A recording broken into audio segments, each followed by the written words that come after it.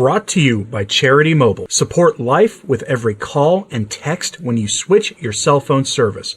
Use promo code TRADITION at CharityMobile.com for a special Christmas offer now through February 2nd. Today is a feast of the Immaculate Conception, and in the U.S., that means it's a holy day of obligation. Unless for some reason your bishop dispensed you of that, don't forget to go to Mass today if you are able. Now, it's Advent, and it's a feast of the Immaculate Conception, and we are journeying together, so to speak, towards the Feast of the Nativity, Christmas Day, when the incarnation of our Lord is made manifest before everyone's eyes through his holy birth. It was already manifest, obviously, in Our Lady's womb, but it is brought home for certain of those with eyes to see at the time and for us today. His mission, his earthly mission to open the gates of salvation for those who would cooperate with the graces he offers and to make expiation for the sins of humankind through the sacrifice on the cross, was anything but a failure. But you wouldn't know that listening to a radical priest who seems to think that Jesus was a failure. Such is the nature of the heresies we deal with today. We go to Radical Fidelity, a Substack that you should be following if you are on Substack, with this bizarre headline: Christ is a failed individual, and other new blasphemies from the synodal dumpster fire. More examples from the past week of exactly what the synodal false religion has to offer as an alternative to us heretical and schismatic traditional Catholic folks. Posted by Radical Fidelity yesterday to their Substack. And yes, that's an AI-generated image. That's not the kind of AI-generated image that I generally have a problem with.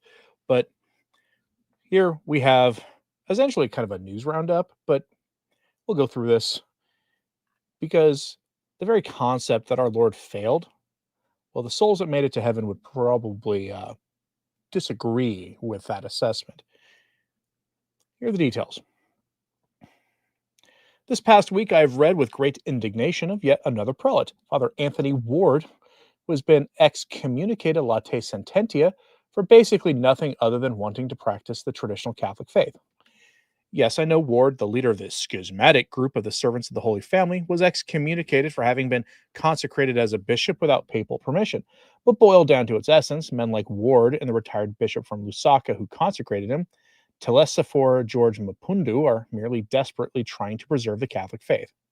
This is about as outrageous as a Protestant pastor wanting to excommunicate a Catholic from the Catholic Church.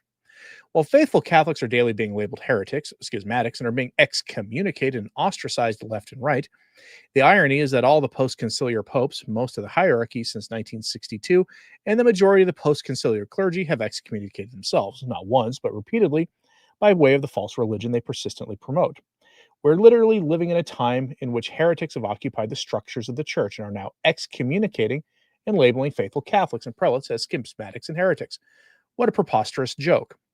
Our first stop in synodal la land is an article which appeared in the garbage heterodox website Religion Digital, a news site I frequently use on this channel, but the latest vomit from celebrated German theologian Professor Dr. Michael Seewald.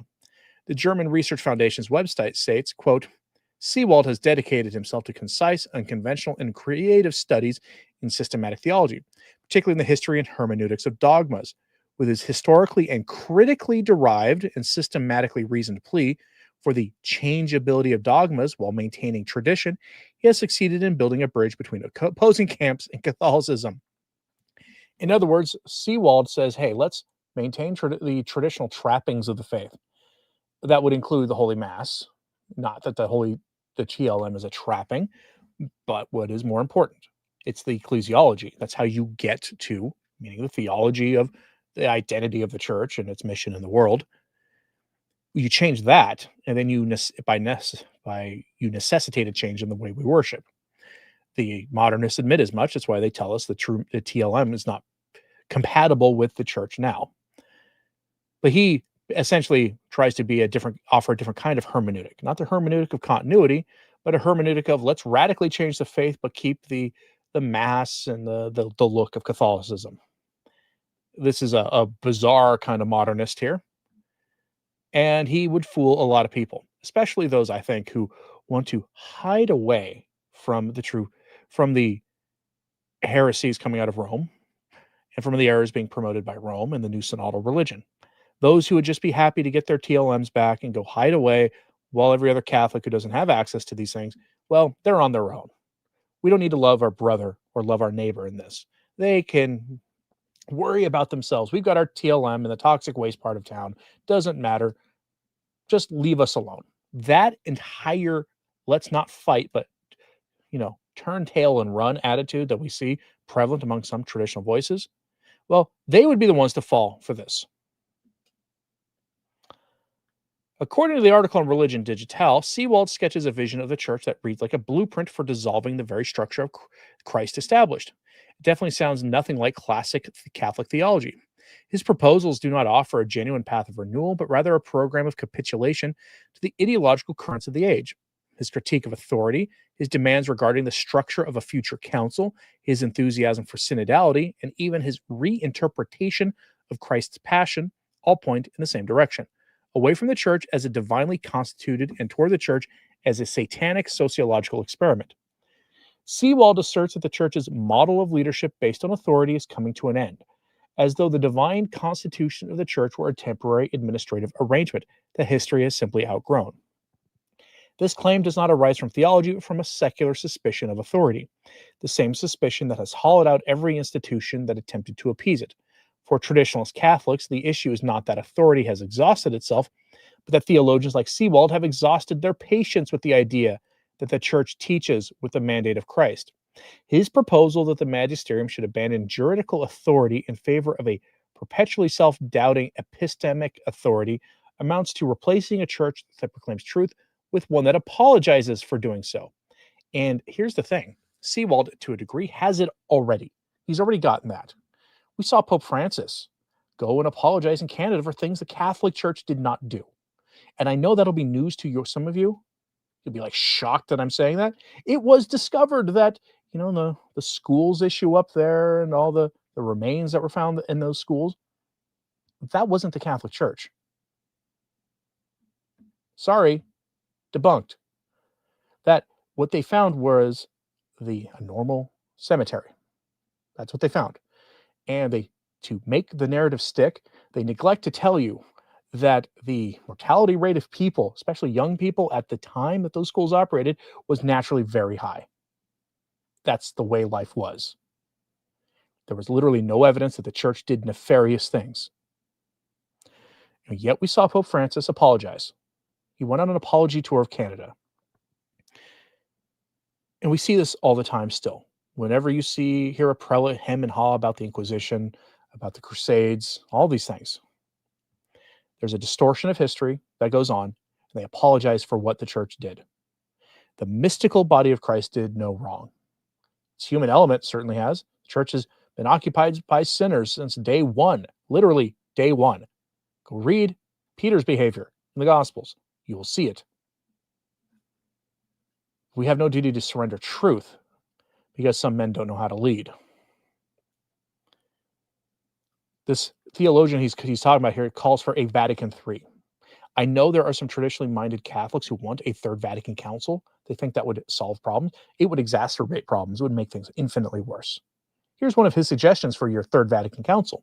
Quote, his insistence that a Vatican III without female voting members would be absurd reveals a similar misunderstanding. Ecumenical councils are not exercises in democratic representation, but gatherings of bishops acting in their sacramental office as successors of the apostles.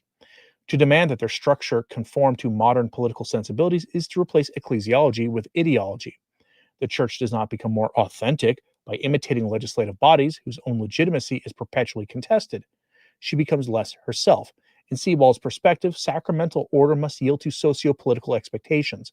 From a traditionalist standpoint, this is precisely the path that leads to a doctrinal confusion, declining vocations, and the erosion of Catholic identity. Let me give you a more plain language version of this. The church does not become authentic by adopting the standards of the world, by imitating the world. The church should never be governed by a parliament or a congress. That is not how Christ implemented the church, how he instituted it. And sure, popes are free to tinker around the edges with some of the governing structures, inventing new dicasteries, replacing old ones, inventing the concept of a dicastery by giving jobs to certain high-ranking bishops, inventing the office of a cardinal to separate them from the regular bishops. All that is fine. But that's not an imitation of the world. It used to be governing structures of the world imitated the church in how it was run. Popes having councils to advise them, kings doing the same thing. But now the church is looking to the world for its wisdom. This is all a way to destroy infallible authority of the magisterium, to replace it with something new that essentially is just putting the credibility of the Catholic Church at the service of the secular world. And here we get to the most disturbed part about this individual. This is someone with a great deal of influence in the church in Germany. The most disgusting element of Sewall's interview is his blasphemous claim that Christ's fascination lies in the fact that he was a failed individual. To describe the Son of God in such terms is to invert the entire meaning of the gospel. Christ did not fail, he triumphed. His death was not the tragic collapse of a noble dreamer, but the deliberate, salvific act by which he conquered sin and death. His surreal suggestion that Christians should maintain intellectual distance from traditional doctrines of sacrifice and ransom reveals his lust for rejecting the supernatural dimension of redemption. In Sewall's modernist reductionism, his Christ is no longer the Lamb of God who takes away the sins of the world, but a poignant moral symbol whose death inspires reflection rather than salvation. And we see this problem of secularization of the Catholic message all throughout the church, including in the internal battles in the church. You will find in Venezuela right now, I'm just having a conversation with Rob Marrow, friend of this channel. Had a conversation with him yesterday, actually, that one of the leaders in Venezuela who is advising the dictator of that country is a Jesuit priest who has not yet hit retirement age. He's about to. He's maybe a year from hitting it. But an active Jesuit priest, a theologian that is an out-and-out believer of Karl Marx. That's whose gospel he believes. It's the same thing as what Sewall is offering. He too believes Christ was a failed individual. You know how I know this? Because he rebranded Jesus Christ as a revolutionary. That's how I know. And the gospel, or the apostles, is all his revolutionary agents, and his mother is the mother of the proletariat. That's how you know they don't believe. They believe the Christ of history, the actual Christ of history, a term they like to use. They differentiate between the Christ of history and the Christ of the Bible. Well, the Christ of the Bible is the Christ of history. And the Christ of history did not fail. He did not fail to, and does not require being rebranded into a political activist. It is one thing that unifies all of these heretics, whether it's a theologian like Sewall or like the priest who advises Maduro in Venezuela. They believe Jesus Christ should be rebranded into something he is not, to lessen him and to diminish him. And they have the ears of those in Rome. That's how you get away with diminishing the role of Our Lady and her role, her active participation, if you will, in the salvation wrought by our God on the cross. They do not believe. They do not believe. And it's unfortunate. They get away with this stuff. They always do. No one punishes them for it. And we see these kind of divisions in the internal battles in the church as well. Right now, there's an attempt. It feels like the modernists in America feel like they're at a pivot point where there might be some toleration given to traditionalists, but also that they are on the verge of victory and that they must go full steam ahead at this point, that they cannot let up on the gas, as it were, to use an American saying. And they're now tying political discourse in this country from the American right wing to the traditionalist movement. And they ignore one key fact. And I'm certain you will be aware of this. that many American traditionalists only vote for American conservative candidates because we don't have much of a better option. They don't really care for most of the options, especially the ones who have a chance of winning, but they kind of bite their tongue and do so. They vote for them anyway because the alternatives are horrifying and evil and promote grave evils. Right? Well, there's an attempt right now by mainstream Catholic media to turn the traditionalist movement into just MAGA at prayer. Amazing, amazing stuff. And you'll be hard pressed to find a greater source of what I would call actually thoughtful critique of the President Trump and his movement than from traditionalist Catholics and traditionally minded Protestants. You'll be harder pressed to find that, to find a source more thoughtful and critical than that, as opposed to the thoughtless, sort of low IQ critiques that come from the satanic other side. We go here to the Catholic Herald. This is a mainstream Catholic news site. This is utterly amazing. Headline: The Latin Mass and the Shaping of the American Right, by someone calling themselves Tom Colsey. You're about to hear conflation. The best kind of conflation. The one that essentially asserts that the typical Latin Mass going Catholic is also the very online person wearing the red hat who might, hurl invectives at normal people online and be, scheming to do another thing like that Sixth Day in January event and all sorts of other stuff. They're trying to make us be more dangerous than we are. The typical traditional Catholic is much more dangerous as a prayer person, because it is through the prayers and the sacrifices made through fasting and abstinence and observing the coming ember days and all these other things for the salvation of souls in this country, and that this soul will be liberated from those who hold the levers of influence and cause people to lose their souls. The typical traditional Catholic, when focused on those sorts of things, is much more dangerous than what you're about to hear. But this is propaganda. They want to turn essentially the country against us, and for obvious reasons, because, we're traditional Catholics. We tend to be a little weird, right? by normal standards. Traditionalists, despite their zeal and growth, remain a remarkably small fraction of the 1.4 billion Catholics worldwide. Yet the strange faction within the church casts an outsized shadow. This surprisingly disproportionate influence is nowhere better demonstrated than in U.S. politics. From the likes of William F. Buckley to Michael Knowles, from Russell Kirk to Pat Buchanan and Candace Owens, these may not be conservative America's most recognized names, losing out to the globally iconic figures of Donald Trump and Ronald Reagan, but they're certainly up there. And make no mistake, the intellectual movements and factions these individuals founded, pioneered, or represent have become the driving forces that have been carrying the ideational platforms of presidential elections and administrations for decades. Then there's the first falsehood. The most influential faction in American politics until about 5 years ago were the neoconservatives.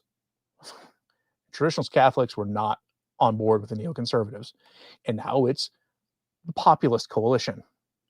And the traditional Catholics are one part among many others of the populist coalition, which tend to be much more libertarian than most traditionalist Catholics are. Go look at the things the president says that kind of makes people, traditional Catholics, uncomfortable.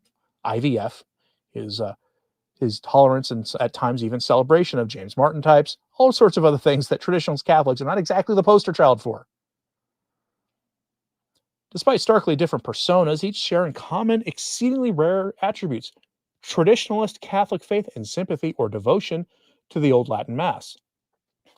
Statistics today suggest that only around 1 to 2% of Masses celebrated globally are according to this mystical ancient prayerful rite, which once served 98% of the Catholic world. So the fact that there exists a curious thread running from the suppressed Mass of St. Pius V all the way to people formerly or presently prominent in U.S. politics might first appear to only warrant a raised eyebrow from observers for the sheer fact of its statistical rareness. But there is another, more pressingly topical reason why we should turn our attention to this often unspoken connection: the recent outbreak of the infighting on the right of U.S. politics. You're probably aware of things that have happened since Charlie Kirk happened. The entire coalition that elected the president is fragmenting right now. And the Democrats are in the process of rebranding themselves to the middle. That should concern you. You may not have to like the GOP. I don't. You may not have to like them. You don't have to be super loyal to the current president or any of that stuff. But the party of Moloch is, while very unpopular, is in the process of rebranding itself and might just come in and swoop in the next election, depending on what happens with the Supreme Court on a rather important case involving the Voting Rights Act coming up here probably in the next few months. But that has happened. The foremost conservative think tank in Washington, the Heritage Foundation, has recently been embroiled in controversy. Its president, Kevin Roberts, sparked outrage last month by publicly defending Tucker Carlson's decision to interview Nick Fuentes, the foul-mouthed far-right firebrand whose radically anti-Zionist views have long been anathema to mainstream conservatism against what he called a venomous coalition of critics. Not a fan of Mr. Fuentes, myself. But why doesn't Tucker Carlson have the right to have a conversation with whomever he wants to on his show? If you want to defeat Mr. Fuentes' ideas, the best way to do it is to engage with them and the man himself. Have the conversation with him, and then make a fool of him by defeating his ideas and leaving him broken in the argument, if you are able to do so, instead of just giving him free advertising, the way this article is doing right here. But notice, they brought up Tucker Carlson. Carlson's not a Catholic. Mr. Fuentes is. He's not a traditionalist by any stretch, though. He's conservative, but he's not a traditionalist. He might be traditionally minded on some things, but he's not a traditionalist. He's mocked the TLM and the Rosary and other things. That's why one of the reasons I'm not a fan of him. Though Roberts, an observant Opus Dei Catholic, again, not a traditionalist. Opus Dei are not a traditionalist order. Traditionally minded people do attend Mass with the Opus Dei, but they're not a traditionalist order. He has made sympathetic overtures on behalf of the TLM, how dare he, quickly apologized, claiming ignorance of Fuentes and blaming a now resigned aide for the script. What began as a defense of a close friend, Carlson swiftly revealed a deeper fault line now splitting the American right in two. And once again, we must observe how the traditionalist Catholic current runs prominently straight through both sides of the divide. Related to this is how the American left-right divide we know today is, in truth, a comparatively recent invention. That is true. This current left-right divide is a 20th century thing. The conservative South was democratic well into the 20th century. By the 1950s, however, a distinct intellectual right had begun to crystallize. Its first great prophet was Russell Kirk, a convert to Catholicism who attended the Latin Mass daily when he could. From his rambling Gothic house in rural Michigan, Kirk wrote The Conservative Mind, a book that almost single-handedly gave American conservatism a traditionalist old world flavor and respectable genealogy stretching back to Burke, Aquinas, and Aristotle. And it was a branch of conservatism that was essentially done away with by the neocons. It was. Like, William F. Buckley Jr., they're digging back into history. William F. Buckley Jr., if you want to see some interesting interviews with him, Malachi Martin was a guest on Firing Line with William F. Buckley Jr. on numerous topics. Malachi Martin was dressed in a business suit, downplaying the role of priest to play to the American audience and talking about the faith from a more Catholic perspective than some of the real revolutionaries that were on the show with Mr. Buckley. But he had a great influence. But that doesn't make the traditionalist Catholics have anything to do really in any important way in the current political climate. And then they, bring in Buchanan. This is absurd. This whole article is on its face absurd, because then it goes back to this, tying Buckley, Buchanan, and other respectable Catholic figures to this, quote, "This faction, the opposite side of the conflict of Fuentes, Owens, and Carlson's loosely and tenuously united America First coalition, is broadly unconcerned about demographic change and presents itself as unwaveringly committed to particularly secular and liberal interpretations of America's founding philosophy and principles. Its leaders are behind the National Review of Today, the Daily Wire, and constitute much of the Heritage Foundation's leadership class." You see a conflation here. So the problem is, there are plenty of traditional Catholics who actually are America First and who are definitely worried about the future this country is taking in its makeup. There are. I actually happen to be one of them who is very concerned about this, although I don't pretend to have anywhere near the influence of these figures. And those Catholics tend to be very hostile to the Daily Wire. All you got to do is pay attention to some of the things that are said online about them. And they attack then Michael Knowles, another traditional Latin Mass Catholic who has appeared in the Mass of the Ages films, advocating its place in the church. He's one of the most influential political commentators in America. He can boast 2.5 million subscribers on YouTube and over 1.26 billion cumulative views there. He is a conspicuously mute on the debates that serve today as a primary proxy conflict in between the two American conservative factions. And that's, of course, the question of Israel and American foreign policy. But he radically quotes Aquinas while on the Daily Wire, and Louis IX on the state's duty to suppress public blasphemy is called for indecent films and other such similar things to be banned outright, a heinous affront to civil liberties of the Buckley liberal era conservatives. Now, they're attacking traditional Catholics to take potshots at the current administration and the current ascension of the American right, banning impure movies and indecent things and images in general, a heinous affront to civil liberties for Buckley-era liberal conservatives, and they're doing it on the Catholic Herald. Did they read this before they agreed to publish this? You don't have to be a traditionalist to think, hey, that garbage should be banned. There are people on the left who agree with us for different reasons, some of them overlapping, an affront to human dignity, leading to all sorts of heinous things done in the home. This is the Catholic Herald saying, essentially, that it's a heinous affront to civil liberties for Buckley-era liberal conservatives to ban this stuff. That's great. Thanks, Catholic Herald. And that's actually not even true for Buckley-era liberal conservatives anyway. Not all of them. So there you have it. The American right has been shaped, divided, energized, and very nearly conquered by a thin scarlet thread of traditionalist Catholicism. The Mass attended by scarcely 1% of the Church's children has again and again supplied the intellectual energy for conservatives' most consequential rebellions and counter-rebellions. As a result, one thing is quite clear. The kingmakers still wear mantillas. Or at the very least, remember what a mantilla is for.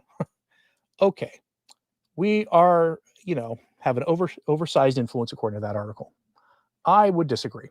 We have influence, but the reason that Michael Knowles has as much influence as he does is because he's extremely charismatic, and he sounds like he knows what he's talking about. And he presents himself well. He has the media package. He does, and he is a Catholic. Notice they didn't mention Matt Walsh, who is arguably much more popular than Michael Knowles is.